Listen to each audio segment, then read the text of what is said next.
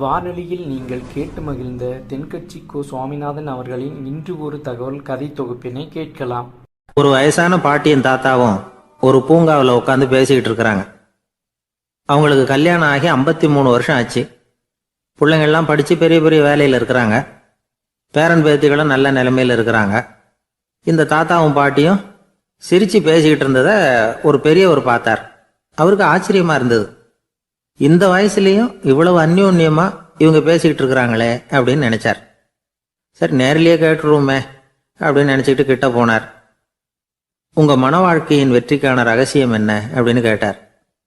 இதை கேட்டதும் அந்த தாத்தா சிரிச்சுக்கிட்டே பாட்டியை பார்த்தாராம். அதுக்கப்புறம் சொன்னாராம், நான் இந்த அம்மாவை கல்யாணம் பண்ணிக்கிட்டதுக்கும் எங்களுடைய இல்வாழ்க்கை இவ்வளவு நாளாக பலம் குறையாமல் மகிழ்ச்சியாக இருக்கிறதுக்கும் காரணம் ஒன்று தான். அது என்ன காரணம்னா, எங்களுக்கு இடையில பொதுவாக நிறைய குறைகள் உண்டு, அதுதான் காரணம் அப்படின்னாராம். அவர் சொல்றது சரிதான் அப்படிங்கிறது மாதிரியே அந்த பாட்டியும் அவரை நிமிர்ந்து பார்த்தாங்களாம். இந்த பெரியவர் மறுபடியும் அந்த பாட்டியை பார்த்து அதே கேள்வியை கேட்டிருக்கார். உங்களுடைய நீண்டகால மன வாழ்க்கைக்கு கிடைச்ச வெற்றி எதனாலேன்னு சொல்ல முடியுமா அப்படின்னு கேட்டாராம். அவங்களும் சிரிச்சுக்கிட்டே பதில் சொன்னாங்களாம்.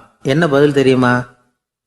சில பேரை நாம குறிப்பிட்ட பண்புகளுக்காக நேசிக்கிறோம், வேற சிலரை நாம் அந்த பண்புகள் இல்லாத குறைகளுக்காகவே விரும்பி பழகிறோம் இல்லையா அப்படின்னு கேட்டுவிட்டு தலையை குனிஞ்சுக்கிட்டாங்களாம் அந்த பாட்டியம்மா. அவங்க அப்படி சொன்னதை கேட்டதும் இவருக்கு புதுசா ஞானம் பிறந்தது மாதிரி இருந்துதான். இதுதான் மனம் நிறைந்த மன வாழ்க்கை அப்படிங்கிறார் சுவாமி சின்மயானந்தர். பண்புகளை எப்படி நேசிக்க முடியுதோ அதே மாதிரி பண்புகள் இல்லாத குறைகளையும் நேசிக்க முடியும். மனசுதான் காரணம். ஒரு மேல்நாட்டு தம்பதி, அவங்களும் தாத்தா பாட்டி தான். அவங்க 2 பேரும் ஒரு பூங்காவில் உட்காந்து சிரித்து பேசிக்கிட்டு இருக்கிறாங்க. அதை ஒருத்தர் பார்த்தார். அவருக்கு ஆச்சரியம், இவ்வளவு காலம் ஆகி இந்த வயசுலேயும் இப்படி அன்பா பேசிக்கிட்டு இருக்கிறாங்களே அப்படிங்கிற ஆச்சரியம். கிட்ட நெருங்கி போனார். கேட்டார், ஏன் தாத்தா உங்களுக்கு கல்யாணம் ஆகி எவ்வளோ வருஷம் ஆச்சுன்னார். 55 வருஷம் ஆச்சுன்னாராம் அவர். இன்னமும் இவ்வளவு சந்தோஷமா இருக்கிறீங்களே, அதுக்கு என்ன காரணம்னு கேட்டிருக்கார். அதுக்கு என்ன காரணம்னா, இதுவரைக்கும் எங்களுக்குள்ள சண்டையே வந்ததில்லை அப்படின்னாராம். அது எப்படி முடியும்னு கேட்டிருக்கார் இவர் ஆச்சரியமா. அந்த தாத்தா சொல்ல ஆரம்பிச்சாராம், இதை பாருப்பா, எங்களுக்கு கல்யாணம் ஆன புதுசில் நானும் என்னுடைய மனைவியும் ஒரு குதிரை மேலே ஏறி ஒரு காட்டு வழியாக போய்கிட்டு இருந்தோம். கொஞ்சம் தூரம் போனதும் அந்த குதிரை எடக்கு பண்ணிச்சு. நான் உடனே கீழே இறங்கி அந்த குதிரையை பார்த்து, இது உனக்கு முதல் தடவை அப்படின்னு மிரட்டலாக சொல்லிவிட்டு ஏறி உக்காந்தேன். மறுபடியும் போனோம். கொஞ்சம் தூரம் குதிரை நல்லபடியாக நடந்து போச்சு. மறுபடியும் எடக்கு பண்ண ஆரம்பிச்சுட்டுது. நான் கீழே இறங்கினேன். கையில் இருந்த சாட்டையால் ஓங்கி ஒரு அடி கொடுத்தேன். இது உனக்கு 2வது தடவை அப்படின்னு சொல்லிவிட்டு ஏறி உக்காந்தேன். மறுபடியும் குதிரை கொஞ்சம் தூரம் நல்ல விதமாக நடந்து போச்சு. அப்புறமும் எடக்கு பண்ண ஆரம்பிச்சுட்டுது. அந்த சமயத்தில் ஒரு ஆற்று பாலத்தை கடந்து போய்கிட்டு இருக்கிறோம். நான் கீழே இறங்கினேன். என்னுடைய மனைவியையும் கீழே இறங்க சொன்னேன். அந்த குதிரையை பிடிச்சி அப்படியே ஆற்றுல தள்ளி விட்டுட்டேன். தள்ளி விட்டுட்டு, இது உனக்கு கடைசி தடவை அப்படின்னு சொன்னேன். அதை பார்த்ததும் என் மனைவி பதறி போயிட்டாங்க. போய், ஐயோ பாவம், என்ன இப்படி பண்ணிவிட்டீங்க, உங்களுக்கு மனசில் கொஞ்சம் கூட இறக்கமே இல்லையா அப்படின்னாங்க. நான் மெதுவாக இவங்க பக்கம் திரும்பி, இது உனக்கு முதல் தடவை அப்படின்னேன். அவ்வளவுதான். அன்னையிலேருந்து இன்னைய வரைக்கும் ஒரு நாள் கூட எங்களுக்குள்ள சண்டையே வந்ததில்லை அப்படின்னு விளக்கம் கொடுத்தார் அந்த தாத்தா. ஒரு ஊர்ல ஒரு பெரியவர் இருந்தார். ஒரு நாள் அவரை தேடி ஒருத்தர் வந்தார். ஐயா, நான் கடவுளை பரிபூர்ணமா நம்புறேன் அப்படின்னார். சரி, அந்த நம்பிக்கை உனக்கு எப்படி வந்ததுன்னு கேட்டார் இவர். அவர் சொல்ல ஆரம்பிச்சார், ஐயா, எனக்கு கல்யாணம் ஆகி 10 வருஷம் ஆச்சு. ஆனாலும் குழந்தை பாக்கியம் இல்லை. அதுக்கு என்ன காரணமா இருக்கும்னு நான் யோசனை பண்ணிட்டு இருந்தப்போ நண்பர் ஒருத்தர் ஒரு ஆலோசனை சொன்னார். உனக்கு மதப்பற்று இல்லை, எந்த கடவுளையுமே நம்ப மாட்டேங்கிற, அதுதான் காரணம். கடவுளை நம்பு, உனக்கு குழந்தை பாக்கியம் கிடைக்கும் அப்படின்னார். அவர் அப்படி சொன்னாரே தவிர எனக்கு சந்தேகம்தான். இருந்தாலும் அவர் சொன்னபடியும் நடந்து தான் பார்ப்போமே அப்படின்னு முடிவு பண்ணேன். கடவுளை நம்ப ஆரம்பித்தேன்.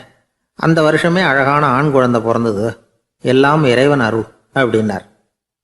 இவர் இப்படி சொன்னதை கேட்டதும் அந்த பெரியவர் சொன்னார், நீ சொல்றதெல்லாம் சரிதான். இருந்தாலும் இந்த காலத்தில் எந்த ஒரு காரியமாக இருந்தாலும் அதை சோதனை செஞ்சு பார்த்துட்டு தான் ஒரு முடிவுக்கு வந்து சேர முடியும். அறிவுபூர்வமான முடிவு அதுவாக தான் இருக்கும். அறிவியல் சோதனைகள் அப்படித்தான். ஒரு குறிப்பிட்ட விஷயத்தை பற்றி எத்தனை தடவை சோதனை பண்ணாலும் ஒரே முடிவு தான் கிடைக்கணும். அதுதான் சரியா இருக்கும். அதனால இப்போ மறுபடியும் ஒரு சோதனைன்னார். என்ன செய்யணும் அப்படின்னு கேட்டார் இவர். கடவுள்கிட்ட ஒரு பெண் குழந்தை வேணும்னு கேளு. முதல்ல ஆண் குழந்தையை கொடுத்தது மாதிரியே இப்போ ஒரு பெண் குழந்தையையும் கொடுக்குறாரா பார்க்கலாம் அப்படின்னார். சரின்னு சொல்லி இவர் அதே மாதிரி முயற்சி பண்ணினார். அதுக்கப்புறம் அவர் இந்த பெரியவர்கிட்ட வரவே இல்லை. கொஞ்ச காலம் கழிச்சு இவரே அவரை தேடிக்கிட்டு போய் கதவை தட்டினார். அவர் கதவை திறந்தார். என்ன ஆச்சு, கடவுள் கண் திறந்தாரா அப்படின்னு கேட்டார். அவர், அந்த சமாச்சாரம்லாம் நமக்கு வேணாம் சார். முதல் தடவை அது ஏதோ தற்செயலா ஏற்பட்ட ஒரு சாதகம். இப்போ நீங்கள் 2வது தடவை சொன்ன பிறகு தினமும் கடவுளை வேண்டிக்கிட்டு தான் இருக்கிறேன், ஒன்றும் நடக்கலை அப்படின்னார் ரொம்ப விரக்தியா. ஒரே ஒரு தோல்வியில் உங்கள் நம்பிக்கையெல்லாம் பறந்து போயிடுது பார்த்தீங்களா அப்படின்னார் அந்த பெரியவர். எல்லாம் நல்ல விதமாக நடக்கிற வரைக்கும் நம்பிக்கை, எதிர்பார்த்தது தோல்வியில் முடிஞ்சுட்டுதுன்னா அவநம்பிக்கை. மற்றவர்கள் பேரில் வைக்கிற நம்பிக்கை எந்த நேரத்திலையும் விவகாரமாகி விடக்கூடிய சாத்தியம் உண்டு. நாம் நம்பிக்கை வைக்க வேண்டியது நம்ம கிட்ட தான். நமக்குள்ள இருக்கிறார் கடவுள். எனவே நம்ம பேரில் நாம் வைக்கிற நம்பிக்கை தான் உண்மையான கடவுள் பக்தி. நிபந்தனையற்ற நம்பிக்கையாக அது இருக்கணும். எல்லாம் நல்லபடியாக நடந்துகிட்டு இருந்தா எந்த முட்டாளுக்கும் நம்பிக்கை வரத்தான் செய்யும் அப்படிங்கிறது ஒரு பெரியவர் கருத்து. தியானத்தின் மூலமாக தான் உனக்குள்ள ஆழமாக தோண்டுனா உன்னுடைய அடி ஆழத்தில் நம்பிக்கை அப்படி ஊற்றெடுக்கும், அதை பார்க்க முடியும் அப்படிங்கிறது பெரியவர்கள் சிந்தனை. ஒரு குழந்தை அப்பாவை பார்த்து என்னப்பா பண்ணுறேன்னு கேட்டுதான். பிரார்த்தனை பண்ணிட்டு இருக்கிறேன்னாராம் அப்பா. பிரார்த்தனை பண்ணுனா என்ன கிடைக்கும் அப்படின்னு கேட்டுதான் குழந்தை. எல்லாம் கிடைக்கும் அப்படின்னாராம் அப்பா. நீ வச்சிருக்கிறிய பேனா அது கூட கிடைக்குமான்னு கேட்டுதான் குழந்தை. கிடைக்குமேன்னு இருக்கார். அப்படின்னா அந்த பேனாவை என்கிட்ட கொடுத்துரு, நீ பிரார்த்தனை பண்ணி வேற பேனா வாங்கிக்கோ அப்படின்னு தான் அந்த குழந்தை. கடற்கரை ஓரமா ஒரு பெரியவர் கையால மணலை கீறிக்கிட்டே உட்காந்துருக்கிறார். என்னத்தையும் தேடிட்டு இருக்கிறது மாதிரி தெரிஞ்சுது. மெதுவா கிட்டத்துல போய் என்னத்தை தேடிட்டு இருக்கிறீங்க அப்படின்னு கேட்டோம். அவரு சாவகாசமா நிமிந்து பார்த்து நிம்மதியை தேடிட்டு இருக்கிறேன்னார். நாங்க ஒரு மாதிரி ஆயிட்டோம். இருந்தாலும் சமாளிச்சுக்கிட்டு, சார் மணல்ல கிழிஞ்சல் தான் கிடைக்கும், நிம்மதி கிடைக்காது அப்படின்னோம். சரி, இன்னைக்கு வசமா நம்ம கிட்ட ஒரு ஆள் மாட்டிக்கிட்டார் அப்படின்னு நினைச்சு அவர் பக்கமா போய் உட்காந்துக்கிட்டு கதை சொல்ல ஆரம்பிச்சிட்டோம். ஒரு பெரிய மன்னர் இருந்தார். அவருக்கு எல்லா வசதியும் இருந்தது. இருந்தாலும் ஒரே ஒரு குறை. அது என்னன்னா நிம்மதி இல்லைங்கிற குறை. அரண்மனையில தினமும் கலை நிகழ்ச்சி, நாட்டியம் எல்லாம் நடந்துகிட்டு தான் இருந்தது. இருந்தாலும் நிம்மதி இல்லை. சரி, நிம்மதி எங்க கிடைக்கும் அப்படின்னு தேட ஆரம்பிச்சார். உடனே அதுக்கான முயற்சிகள்ல தீவிரமா இறங்கினார். நாட்டில் உள்ள தத்துவ மேதைகளை எல்லாம் கூப்பிட்டுட்டு வர சொன்னார். எல்லாரும் சேர்ந்தாங்க. அவங்கள பார்த்து நிம்மதி எங்க இருக்குது அப்படின்னு விசாரிச்சார். அவங்களுக்கு அது தெரிஞ்சா ஏன் இப்படி ராஜா முன்னாடி நின்றுட்டு இருக்க போறாங்க? ராஜாவோட கேள்விக்கு ஒவ்வொருத்தரும் ஒவ்வொரு மாதிரி விளக்கம் கொடுக்க ஆரம்பிச்சிட்டாங்க. எந்த பதிலும் ராஜாவுக்கு திருப்தி அளிக்கக்கூடிய அளவுக்கு இல்லை. சரி, போயிட்டு வாங்கன்னு சொல்லி அவங்கள எல்லாம் அனுப்பி வச்சுட்டார். ஒரு நாள் அவர் மாளிகையில உப்பருகையில நின்றுட்டு இருக்கிறார். அந்த சமயத்துல தெருவில் ஒரு பிச்சைக்காரன் ரொம்ப உல்லாசமா பாட்டு பாடிக்கிட்டே போயிட்டு இருக்கிறான். குரல்ல ஒரு சந்தோஷம், நடையில ஒரு மிடுக்கு. அவங்ககிட்ட கொஞ்சம் கூட கவலை இருக்கிறதா தெரியல. உடனே ராஜா அதை பார்த்தார். ஏவலாளிகளை கைதட்டி கூப்பிட்டார். உடனே ஓடி போய் அந்த பிச்சைக்காரனை இங்க அழைச்சிட்டு வாங்கன்னு உத்தரவு போட்டார். இவங்க உடனே ஓடி போய் அவனை கூப்பிட்டாங்க. அரண்மனைக்கு வாழ்ந்தாங்க. அவன் வரல. அரண்மனைக்குள்ள அடி எடுத்து வைக்க மாட்டேன்னு சொல்லிவிட்டான். ராஜா கிட்ட விஷயத்தை சொன்னாங்க. அவருக்கு ரொம்ப ஆச்சரியம், இப்படி ஒரு ஆள் இருக்கிறானா அப்படின்னு. சரி, அவன் என்னதான் சொல்றான் அப்படின்னு விசாரிச்சார். இவங்க மறுபடியும் தெருவுக்கு போய் கேட்டாங்க.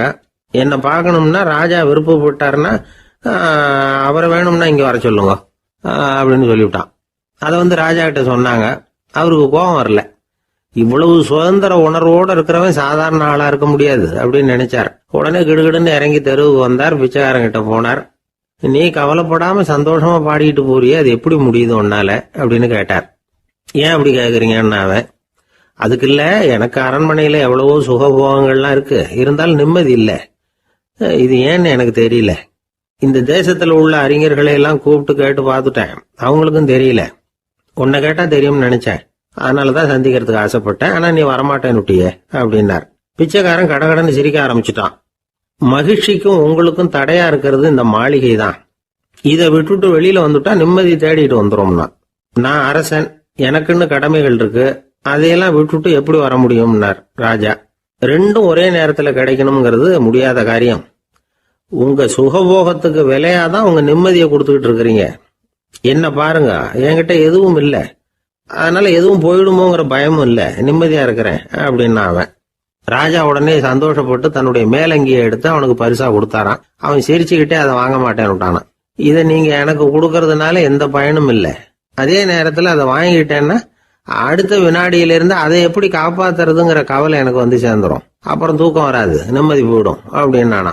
சொல்லிவிட்டு அவன் பாட்டுக்கு சந்தோஷமா பாடிக்கிட்டே போயிட்டான். நிம்மதி எங்க இருக்குங்கிறதையும் ராஜா தெரிஞ்சுக்கிட்டார். அந்த இடத்துக்கு தன்னால போக முடியாதுங்கிறதையும் அவர் புரிஞ்சுக்கிட்டார்.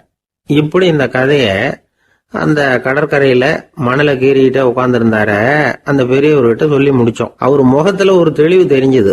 எங்களை நிமிர்ந்து பார்த்தார். ரொம்ப நன்றிங்க, இப்ப எனக்கு தெரிஞ்சு போச்சு, நிம்மதி வேணும்னா அதுக்கு என்ன பண்ணணும்னு இப்ப நல்லா புரிஞ்சுக்கிட்டேன் அப்படின்னார். என்ன புரிஞ்சுக்கிட்டீங்கன்னு கேட்டோம். இனிமே இந்த பக்கம் வந்தா உங்க கண்ணுல படாத இடமா பார்த்து உட்காரணும்னு புரிஞ்சுக்கிட்டேன் அப்படின்னார். ஒரு ஆளு வேகமா நடந்து போய்கிட்டு இருந்தான். அவன் வேகமா நடக்கிறதுக்கு காரணம் வெயில் காலம், காலில் செருப்பு இல்லை, மணல் பாதை, அதுதான் வேகம். காலில் செருப்பும் இல்லாம கையில குடையும் இல்லாம அந்த ஆளு வெயில்ல நடந்து போய்கிட்டு இருக்கிறான். அந்த சமயத்துல இன்னொருத்தன் குதிரை மேல ஏறி அந்த வழியா வந்துகிட்டு இருக்கிறான். அவன் காலில் செருப்பும் இருந்தது, கையில குடையும் இருந்தது. நடந்து போய்கிட்டு இருந்தவன் அந்த குதிரை ஆசாமியை பார்த்து கேட்டான், ஐயா, நீங்களும் குதிரை மேல உட்காந்துக்கிட்டு போய்கிட்டு இருக்கிறீங்க, அப்படி இருக்கிறப்போ உங்களுக்கு அந்த செருப்பு என்னத்துக்கு, அதை எனக்கு கொடுத்து உதவலாமே அப்படின்னா. குதிரை மேல உட்காந்துருந்தவன் யோசனை பண்ணி பார்த்தான். இவன் சொல்றது நியாயம்தானே அப்படின்னு சொல்லி தன்னுடைய செருப்பை கழட்டி அந்த வழிப்போக்கனுக்கு கொடுத்துட்டான். ரொம்ப நல்லதுங்க அப்படின்னு சொல்லி இவன் அதை வாங்கி காலில் மாட்டிக்கிட்டான். அதுக்கப்புறம் மறுபடியும் இவன் ஆரம்பிச்சான், ஐயா, நீங்க குதிரையில் போறதுனால போக வேண்டிய இடத்துக்கு வேகமா போய் சேர்ந்துருவீங்க, அதனால உங்க கையில் அந்த குடை என்னத்துக்கு, நான் நடந்து போயிட்டு இருக்கிறவன் ரொம்ப நேரம் நடக்க வேண்டியிருக்கும் இந்த வெயில்ல, அதனால அந்த குடையையும் எனக்கு கொடுங்களேன் அப்படின்னா. குதிரை வீரன் யோசனை பண்ணி பார்த்தான். இதுவும் நியாயம்தானே அப்படின்னு அவனுக்கு தோணுச்சு. உடனே இறக்கப்பட்டு தன் காலில் இருந்த செருப்பை கொடுத்தது மாதிரியே தன் கையில் இருந்த கொடையையும் இவங்கிட்ட கொடுத்துட்டான். அதுக்கப்புறம் அவன் நிம்மதியாக புறப்பட்டான். இப்போ மறுபடியும் கை தட்டி அவனை நிறுத்தினான். கீழே நின்றுட்டு இருந்தவன், என்னப்பா ஏன் என்ன நிறுத்தின, இன்னும் ஏதாவது வேணுமா உனக்கு அப்படின்னா குதிரையில் இருந்தவன். இவன் மெதுவாக வாயை திறந்து அந்த குதிரையையும் என்கிட்ட கொடுத்துருங்களேன்னா. அந்த குதிரை வீரன் இப்போ ஒரு கணம் யோசனை பண்ணி பார்த்தான். உடனே என்ன பண்ணான் தெரியுமா, தன்கிட்ட இருந்த குதிரை சவுக்கை எடுத்தான். குதிரை சவுக்கால அந்த ஆளை வாங்குவாங்கன்னு வீசி தள்ளிவிட்டான். இவ்வளவு சவுக்கடியும் வாங்கிக்கிட்டு இந்த ஆள் என்ன பண்ணான் தெரியுமா, சிரிக்கிறான். அடி வாங்கிட்டு யாராவது சிரிப்பாங்களா? குதிரை வீரனுக்கு ஒன்றும் புரியல. என்னப்பா அது, ஏன் இப்படி அடி வாங்கிட்டு இப்படி சிரிக்கிறியே அப்படின்னு கேட்டான். இப்போ அந்த வழிப்போக்கன் சொல்றான், ஐயா, நான் இப்படி சிரிக்கிறதுக்கு காரணம் இருக்கு. இப்படி குதிரை கேட்டு உங்ககிட்ட அடி வாங்கலைன்னு வச்சுக்கோங்க, என் உயிர் உள்ள வரைக்கும் மனசுல ஒரு தவிப்பு இருந்துகிட்டே இருக்கும். செருப்பையும் கொடையையும் கேட்ட உடனே கொடுத்தவன் குதிரையையும் கேட்டிருந்தா கொடுத்துருப்பானோ அப்படிங்கிற பேராசையில ஏங்கிக்கிட்டே இருந்திருப்பேன். இப்போ உங்ககிட்ட அடி வாங்கின பிறகு என்னுடைய அந்த சந்தேகம் தீர்ந்து போச்சு. என்னுடைய ஆசைக்கு எல்லை எது அப்படிங்கிறத எனக்கு புரிஞ்சுட்டுது அப்படின்னு சொல்லிவிட்டு அவன் நடக்க ஆரம்பிச்சுட்டானான். ஆசைக்கும் எல்லை உண்டு அப்படிங்கிறத விளக்கறதுக்காக வாரியார் சுவாமிகள் சொல்ற கதை இது. இந்த காலத்திலயும் ஒருத்தன் அது மாதிரி கொடை செருப்போட குதிரையில போய்கிட்டு இருந்தான். எதிரில் நடந்து வந்தவன், ஐயா, உங்க கொடையை எனக்கு கொடுங்களேன்னு கேட்டான். உடனே அவன் குதிரையிலிருந்து கீழே குதிச்சு அவனை சாட்டையால் அடிக்க ஆரம்பிச்சுட்டான். இன்னொருத்தர் அந்த வழியா வந்தவர் இதை பார்த்தார். ஏன்பா, அவன் கேட்டான், உன்னால முடியலன்னா இல்லைன்னு சொல்லிட வேண்டியது தானே, அதுக்காக ஏன் இப்படி அவனை போட்டு அடிக்கிறேன்னு கேட்டார். உங்களுக்கு விவரம் புரியாது சார், காலம் ரொம்ப கெட்டு போச்சு, கேட்டதை கொடுத்தேன்னு வச்சுக்கோங்க, இந்த குதிரையே என்னோடது, அவன் திருடிக்கிட்டு போறான் அப்படின்னு என் பேரில் புகார் கொடுக்க ஆரம்பிச்சிருவான் சார் அப்படின்னா. அது எப்படி அவ்வளவு உறுதியா சொல்றேன்னு கேட்டார் அவரு. ஏற்கனவே அது மாதிரி ஒருத்தன் பேரில் புகார் கொடுத்துட்டு தான் இந்த குதிரையை நான் தள்ளிட்டு வந்துகிட்டு இருக்கிறேன் அப்படின்னார். ஒரு ஊர்ல ஒரு ஆள் இருந்தான், தையல் கடை வச்சிருந்தான். அவங்கிட்ட ஒருத்தன் ஒரு சட்டை துணி எடுத்து கொடுத்து தைக்க சொல்லியிருந்தான். வர்ற சனிக்கிழமை வா, வந்து வாங்கிட்டு போ அப்படின்னு அவன் சொல்லியிருந்தான். அதே மாதிரி இவன் வந்தான். அவன் தச்சு வச்சிருந்த சட்டையை கொடுத்தான். இவன் வாங்கி அங்கேயே போட்டு பார்த்தான். கை நீளம் ஒண்ணுக்கு ஒண்ணு வித்தியாசமா இருந்தது. வலது கை இடது பக்கத்தை விட நீளம் குறைச்சலா இருந்தது. அவன் முணுமுணுக்க ஆரம்பிச்சுட்டான், என்ன இது இப்படி தைச்சுட்டியேன்னு. இதுக்கு அவன் சொன்னான், ஐயையோ இதுக்காகவா சங்கடப்படுறீங்க, வலது கையை மட்டும் கொஞ்சம் உள்ள இழுத்தாப்புல வச்சுக்கிட்டீங்கன்னா சரியா போகுது, மற்றபடி அந்த சட்டையில உள்ள கலை அம்சத்தை கவனிங்க, எவ்வளவு அற்புதமா தைச்சிருக்கேன் பாருங்க, ஒரு சின்ன குறைய இப்படிலாம் பொருட்படுத்த வேண்டியதில்லை, நான் சொன்னது மாதிரி கையை கொஞ்சம் உள்ள இழுத்தது மாதிரி வச்சுக்கிட்டு நடந்து போங்க, ஜோரா இருக்கும் அப்படின்னா. அவனும் யோசிச்சு பார்த்தான், சரியான யோசனையாக தான் தோணுச்சு. கொஞ்சம் முயற்சி பண்ணி வலது கையை கொஞ்சம் உள்ள இழுத்து சட்டை சரியா இருக்கிறது மாதிரி பண்ணிட்டான். இப்போ மறுபடியும் ஒரு பிரச்சனை, வலது கையை உள்ள இழுத்த மாதிரி அப்படியே வச்சுக்கிட்டதும் முதுகு பக்கம் கொஞ்சம் துணி தளர்த்தியா தொங்குறது மாதிரி தெரிஞ்சது. என்ன இது முதுகு பக்கம் துணி குவிஞ்சுட்டுதே தொங்குதே அப்படின்னா மறுபடியும், அடடா இதுக்காகவா கவலைப்படுறீங்க, உடம்ப அதுக்கு தகுந்த மாதிரி கொஞ்சம் வளைச்சிக்கிட்டா சரியா போடுது, இதுக்காக அந்த அழகான தையலை பிரிச்சு அதுல உள்ள கலை அம்சத்தை கெடுக்கிறதுக்கு என் மனசு இடம் தரல, எவ்வளவுக்கு தளர்த்தியா இருக்கோ அவ்வளவுக்கு கொஞ்சம் உடம்ப வளைச்சி அப்படி குனிஞ்சது மாதிரி போங்க போதும் அப்படின்னா. அதுவும் நல்ல யோசனையா தான் பட்டுது இவனுக்கு. சரின்னு சொல்லிவிட்டு புறப்பட்டான். தெருவில் இறங்கினான், கையை கொஞ்சம் உள்ள இழுத்தான், உடம்ப கொஞ்சம் முன்னால வளைச்சான், சட்டைக்கு தகுந்த மாதிரி உடம்ப பண்ணிட்டான், மெதுவா நடந்து போறான். இப்போ எதிரில் இன்னொருத்தன் வரான், இவனை பார்க்கறான், இவன் போட்டிருக்கிற சட்டையை பார்க்கறான், ஆஹா அற்புதம்ங்கிறான். சும்மா சொல்லக்கூடாது, ரொம்ப நல்லா இருக்கு, நிச்சயமா இது இந்த ஊர் மேல தெருவில் இருக்கிற ஒருத்தன் இருக்கானே அவன் தைச்சதா தான் இருக்கணும் அப்படின்னா. இதை கேட்டதும் அவனுக்கு ஆச்சரியம், எப்படி அவ்வளவு கரெக்டா கண்டுபிடிச்சிங்க அப்படின்னு கேட்டிருக்கான். இதுக்கு அந்த வழிபோக்கன்னு சொன்னானா, அவன் ரொம்ப கெட்டிக்காரன், உங்களை மாதிரி உடம்பும் கையும் வளைஞ்சு போன ஒரு ஆசாமிக்கு அவனை தவிர வேற யாராலேயும் இவ்வளவு பொருத்தமான ஒரு சட்டையை தைக்க முடியாது அப்படின்னானா. பாருங்க, அவனுக்காக இவன் அனுசரிக்க போய் இவனோட நிலைமை எப்படி ஆயிடுது பாருங்க. இதே மாதிரி தான் சில சடங்குகளும் சம்பிரதாயங்களும் நம்மளை கோமாளி ஆக்கி விட்டுரும். எதுவா இருந்தாலும் அதுல அறிவுபூர்வமான அணுகுமுறை அவசியம். ஒரு நர்ஸ் அவசரமா ஓடி டாக்டர் கிட்ட சொல்லிச்சான், டாக்டர் ஒரு தப்பு நடந்து போச்சு, 10ஆம் நம்பர் பெட்ல இருக்கிற பேஷண்ட்டுக்கு காலில் ஆபரேஷன் பண்றதுக்கு பதிலாக கையில் ஆபரேஷன் பண்ணி விட்டீங்க, கை ஆபரேஷன் பண்ணிக்க வேண்டிய ஆள் 7ஆம் நம்பர் பெட்ல இருக்கார் அப்படின்னு தான். அதுக்கு ஒரு பதட்டப்படாம சொன்னாராம், பரவாயில்ல இவரை தூக்கி 7ஆம் நம்பர் பெட்ல போட்டுரு அப்படின்னாராம். ஒரு ஊர்ல ஒரு கோயில் இருந்தது, ரொம்ப பழைய கோயில், உள்ள போறதுக்கே பயமா இருக்கும், எந்த நேரத்தில் இடிஞ்சு விழுந்துருமோ அப்படிங்கிற பயம். அப்படி இருந்ததுனால யாரும் துணிஞ்சு சாமி கும்பிடுறதுக்கு அங்கே போறதில்ல. கோயிலுக்கு வர்ற கூட்டம் கொஞ்சம் கொஞ்சமா குறைய ஆரம்பிச்சுட்டுது. கோயில் நிர்வாகிகள் எல்லாரும் கூடி உட்காந்து பேசினாங்க, என்ன பண்ணலாம்னு யோசனை பண்ணாங்க. எந்த இடம் மோசமா இருக்கோ அந்த இடத்த பழுது பார்த்தாங்க, அங்கே வர்ணத்தை பூசி கொஞ்சம் அழகுபடுத்தி பார்த்தாங்க. ஏதோ இந்த ஊர்ல கோயில்னு ஒன்று இருக்கு, அது மக்களுக்கு தெரியணும் அப்படிங்கிறதுக்காகத்தான் இப்படிலாம் பண்ணாங்க.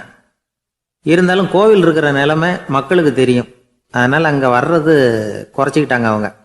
ஒரு கட்டத்தில் யாருமே வர்றதில்லை, நிலைமை அந்த அளவுக்கு ஆயிட்டுது. மறுபடியும் கோவில் நிர்வாகிகள் கூட்டம் நடந்தது.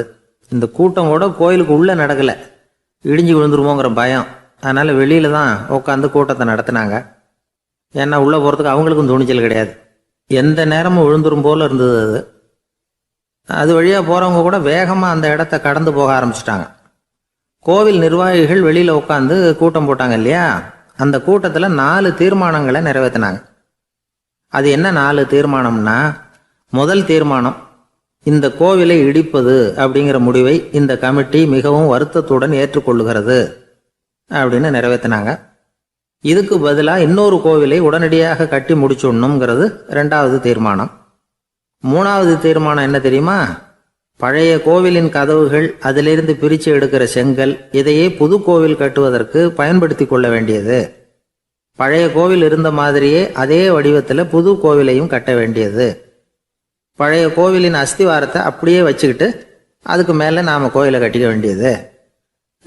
இதுதான் 3வது தீர்மானம். இதையும் கமிட்டி முழு மனசோட ஏற்றுக்கிட்டது. இது வரைக்கும் சரி. இப்போ அந்த கமிட்டி 4வதா ஒரு முக்கியமான தீர்மானத்தை கொண்டுகிட்டு அதையும் ஏகமனதாக நிறைவேற்றி விட்டது. அது என்ன தீர்மானம்னா, புதிய கோவில் கட்டி முடிக்கிற வரைக்கும் பழைய கோவிலை இடிக்கிறதில்லை அப்படிங்கிற தீர்மானம். எப்படி இருக்குது பாருங்க இது. பழசை இடிக்காத வரையில அதே இடத்துல புதுசா எப்படி கட்ட முடியும்?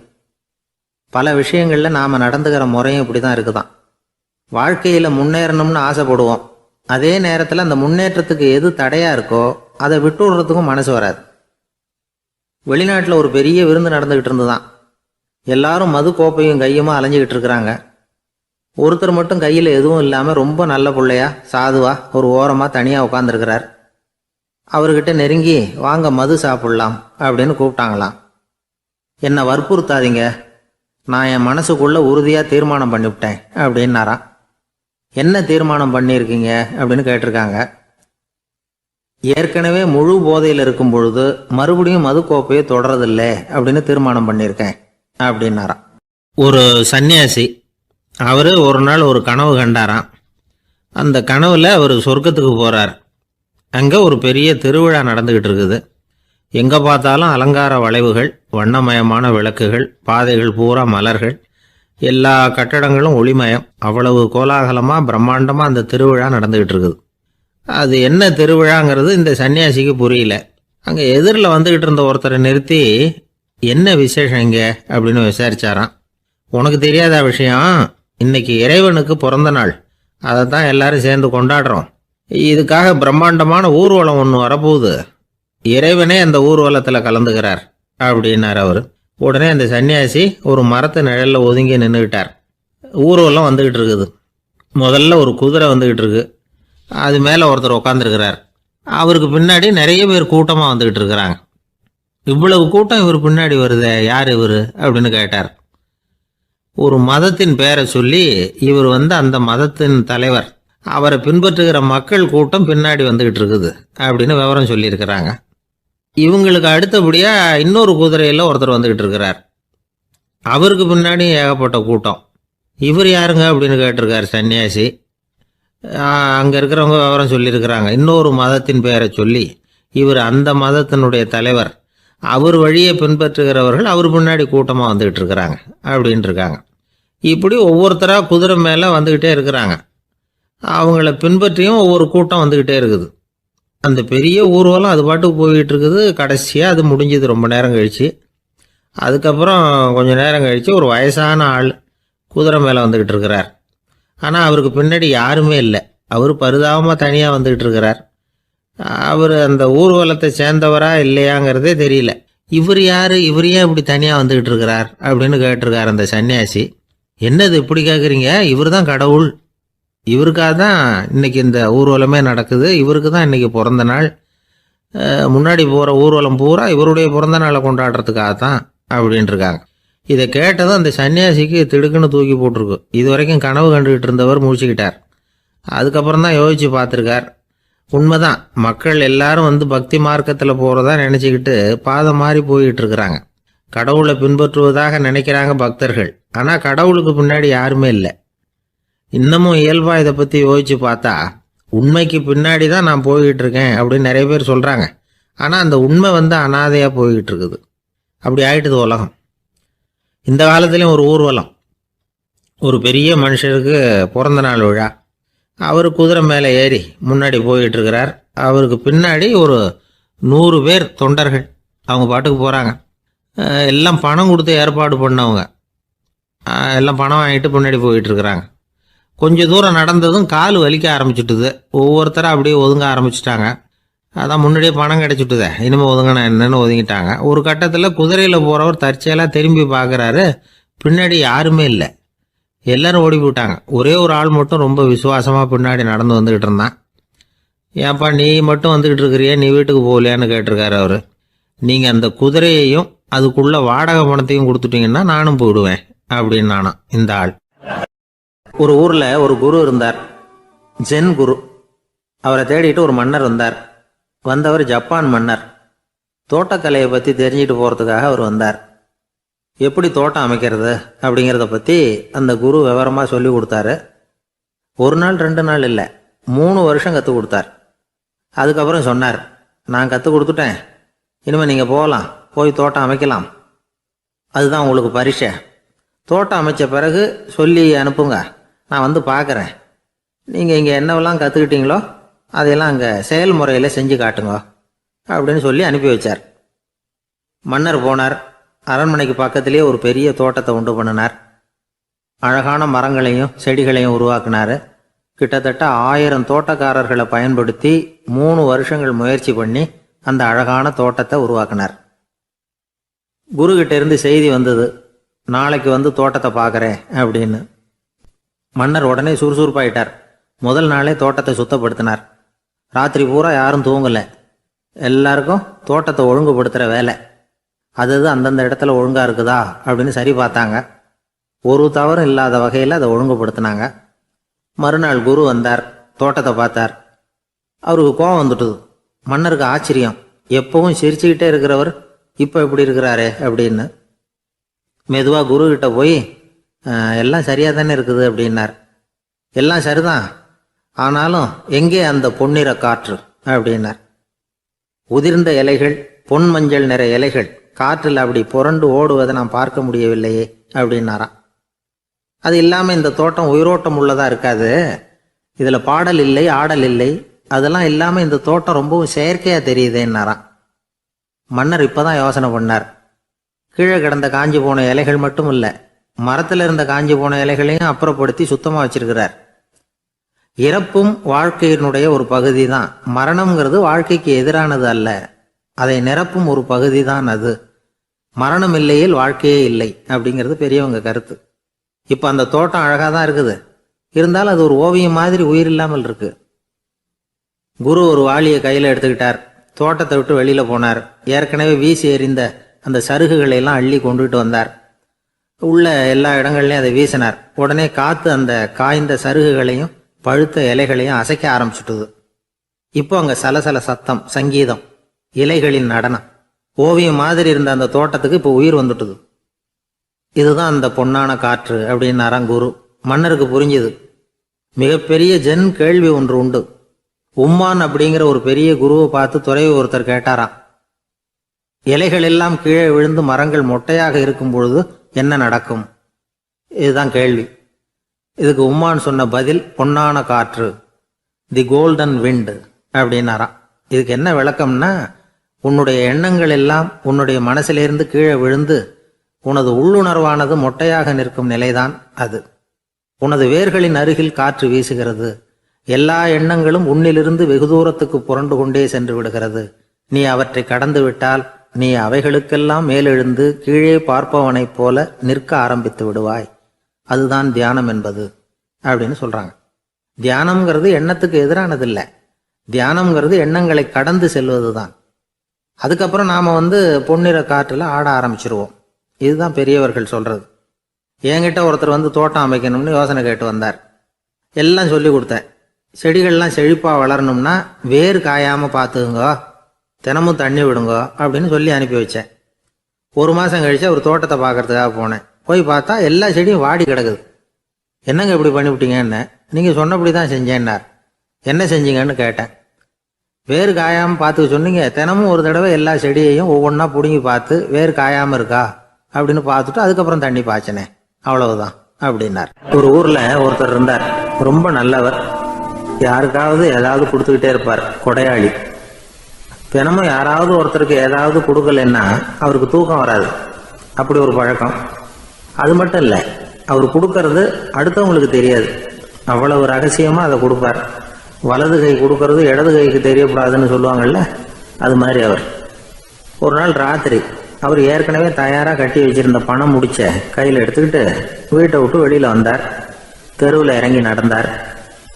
இன்னைக்கு யாருக்கு தர்மம் செய்யறது அப்படின்னு யோசனை பண்ணிட்டு இருட்டில் நடந்து வந்துகிட்டு இருக்கிறார். யாரோ ஒருத்தர் எதிரில் வர்றது மாதிரி தெரிஞ்சுது. உடனே அவர் கிட்ட போனார். தன்கிட்ட இருந்த பணம் முடிச்சு அவசரமாக அவர் கையில் திணிச்சுட்டு திரும்பி வந்துட்டார். அப்பாடா, ஒரு வழியாக யாருக்கும் தெரியாமல் இன்னைக்கு தர்மம் பண்ணியாச்சு அப்படிங்கிற மகிழ்ச்சி, மன நிறைவு அவர் முகத்தில். நிம்மதியாக தூங்கினார். அப்புறம் எழுந்திரிச்சார். மறுநாள் காலையில் ஊர் பூரா ஒரே பேச்சு. என்ன பேச்சுன்னா, நேற்று ராத்திரி ஒரு திருடன் கையில் யாரோ பணத்தை கொடுத்துட்டு போயிருக்கிறாங்க அப்படின்னு எல்லாரும் பேசிக்கிட்டு இருக்கிறாங்க. இதை கேள்விப்பட்டதும் அந்த பெரியவருக்கு ரொம்ப வருத்தமாக போச்சு. அடடா, போயும் ஒரு திருடனுக்காக உதவி பண்ணியிருக்கிறோம், பிரயோஜனம் இல்லாமல் போட்டுதே அப்படின்னு நினைச்சார். சரி, இன்னைக்கும் யாருக்காவது உதவி பண்ணணும் அப்படின்னு முடிவு பண்ணினார். ராத்திரி நேரம் வந்தது. இவர் வழக்கம் போல தெருவில் இறங்கி நடந்தார். கையில் பணம் முடிச்சு. எதிரில் ஒரு பெண் உருவம் மங்கலா தெரிஞ்சது. இவர் உடனே அந்த பெண்கிட்ட பணத்தை கொடுத்துட்டு திருப்தியா திரும்பி வந்துட்டார். மறுநாள் காலையில ஊர் பூரா என்ன பேசிக்கிட்டாங்க தெரியுமா? நேற்று ராத்திரி நெறி தவறி நடக்கிற ஒரு பெண்ணின் கையில யாரோ பணத்தை வச்சுட்டு போயிருக்கிறாங்க அப்படின்னு எல்லாரும் பேசிக்கிறாங்க. அடடா, இன்னைக்கும் தவறுதலா நடந்து போச்சு அப்படின்னு ஒரு வருத்தப்பட்டார். இருக்கட்டும், இன்னைக்கும் ஏதாவது தர்மம் பண்ணுவோம் அப்படின்னு நினைச்சுக்கிட்டாரு. 3வது நாள் ராத்திரியும் புறப்பட்டார். இப்பவும் எதிரில் ஒருத்தர் வந்தார். இவர் பணத்தை கொடுத்தார், திரும்பி வந்துட்டார். மறுநாள் மக்கள் என்ன பேசிக்கிட்டாங்கன்னா, நேற்று ராத்திரி ஒரு செல்வந்தர் கையில் யாரோ பணத்தை கொடுத்துட்டு போயிருக்கிறாங்க அப்படின்னு பேசிக்கிட்டாங்களாம். அவருக்கு ரொம்ப வருத்தமாக போட்டுது. என்ன இது தினம் இப்படி ஆகிட்டு இருக்குதே அப்படின்னு நினச்சிக்கிட்டே படுத்து தூங்கினார். அன்னைக்கு ராத்திரி ஒரு கனவு. அந்த கனவுல இறைவன் வந்து சொன்னாராம், இதை பாருப்பா, நீ கொடுத்த தர்மம் வீணா போயிடல. உன்கிட்ட பணம் வாங்கின அந்த திருடன் திருந்திட்டான், அந்த பொண்ணும் திருந்திட்டா, அந்த செல்வந்தனும் கொடையாளி ஆயிட்டான், எல்லாருக்கும் உதவி பண்ண ஆரம்பிச்சுட்டான் அப்படின்னு சொன்னாராம். இந்த கதையை சொன்னவர் யாருன்னா நபிகள் நாயகம்.